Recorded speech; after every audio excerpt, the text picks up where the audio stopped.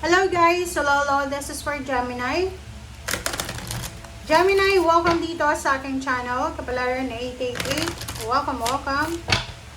Alamin natin kung anong messages, vibration, gabay, energy para sa lahat. Please comment down below if you resonated, guys.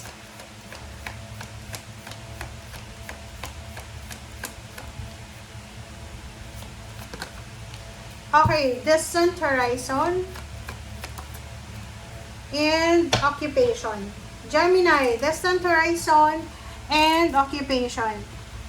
Wow! Congratulations, Gemini. Congratulations talaga. Sa nakikita ko sa'yo dito,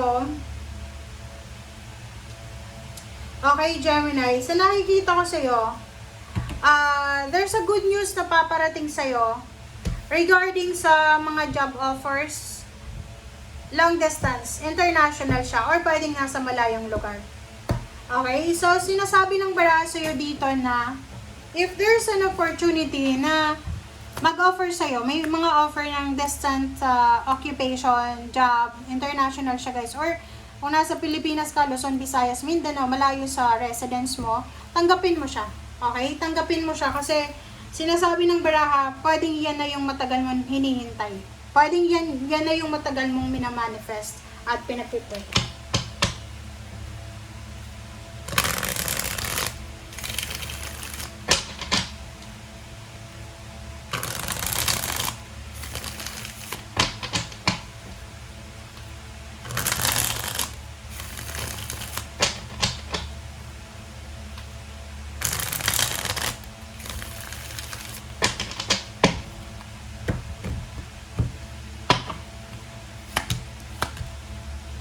Okay, so Queen of Pentacles and Seven of Swords.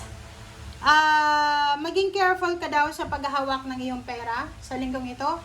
Maging careful ka sa paglabas at pagpapasok ng pera sa buhay mo sa linggong ito. The Chariot, Ten of Cups, sinasabi ng baraha sa iyo na kung ano man daw yan na ginagawa mo sa ngayon, ano man daw yan na pinaplano mo sa ngayon, siguradong magdadala yan sa iyo ng napakasayang future regarding sa family life. So, magiging sobrang masaya ka, magiging proud sa'yo ang iyong pamilya. Sa nakikita ko sa'yo dito, mayroon kang hinihintay, pero once na dumating na tong hinihintay mo, eto yung magbibigay, hindi lang sa'yo, kundi sa rest ng mga taong sumusuporta sa'yo ng kaligayahan and contentment. Wow! Queen of Cups. Kalma lang. Yan yung sinasabi. O, diba? Isang kalmadong pagbabago ang posibleng dumating sa buhay mo, Gemini. Pwedeng magta-travel ka, pwedeng lilipat ka ng bahay, lilipat ka ng trabaho, bibili ka ng sasakyan. Isang desisyon na importante ang posibleng gagawin mo sa linggong ito na matagal mo siyang pinag-isipan. Alright, so Four of Swords and wow. So sa usaping salapi tayo, sa usaping pera, sobrang peace and harmonious yung pananalapi mo sa ngayon. Wala kang dapat problemahin. Kahit may problema ka sa pera, like wala kang trabaho, mababa lang yung sweldo mo, manageable yung financial mo. Okay?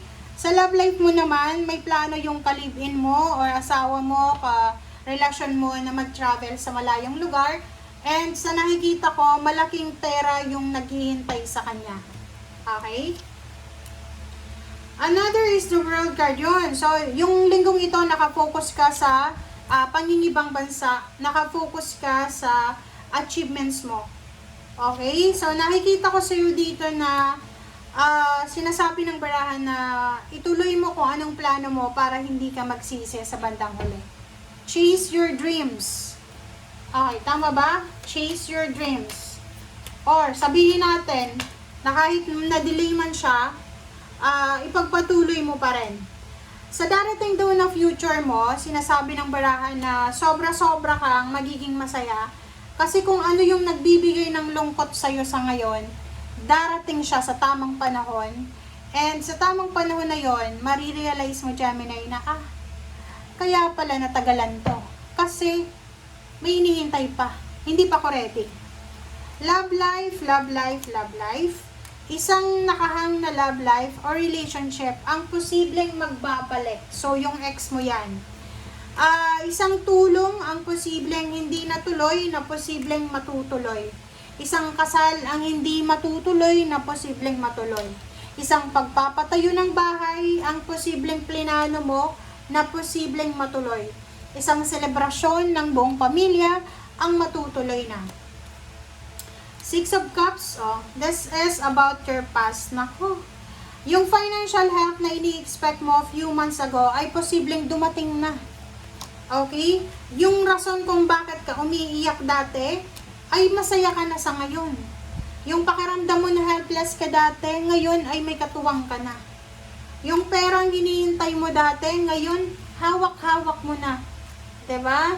So, ang galing. King of Rods, yung iba sa inyo nakafocus sa trabaho sa linggong ito, pero yung iba sa inyo dyan is busy sa pag-explore, sa pagta-travel, yung iba sa inyo nagpapahinga, yung iba sa inyo nagpaplanong magbakasyon, yung iba nagpaplanong mag-aral ulit, yung iba nakafocus sa love life, yung iba nakafocus sa pera, diba? Ang dami yung mga ganap, Yung iba sa inyo talaga focus sa negosyo, sa trabaho sa linggong ito. Yung iba, focus sa kanilang pagpapaganda, pagpapabeauty, pagpapapayat, pagpapataba, focus sa kanilang health, sa pagpaplanong pagbubuntis, pagkukonserve. Nakikita ko yung planong bumuo ng pamilya. Yung iba nakafocus sa pamilya, sa parents, sa anak, ganyan. Okay, so there's an incoming money, lump sum of money, na posibleng makatulong sa'yo para makaalis ka sa mga financial problems mo. Bagong direksyon, bagong trabaho, bagong plano, pero mabigat to. So, sinasabi ng baraha sa'yo, yung darating sa'yo na trabaho, yung darating sa'yo na magandang buhay, kailangan mo ditong ihanda ang sarili mo kasi mabigat to Kailangan mong magpagod, kailangan mong i-sacrifice yung mga dapat i-sacrifice para makuha yung pangarap mo. Okay, bagong direksyon talaga to. Sabi ng baraha, importante na umalis ka dyan kung nasaan ka man sa ngayon. Importante na umalis ka na sa komportable mong lugar. Okay? As soon as possible. If there's an opportunity na makaalis ka dyan, makalipat ka ng company, ng trabaho, kasi doon mo daw mahanap yung success sa kung saan ka papunta. There's a contract signing, there's a wedding in the near future na pwedeng magdala sa'yo ng saya.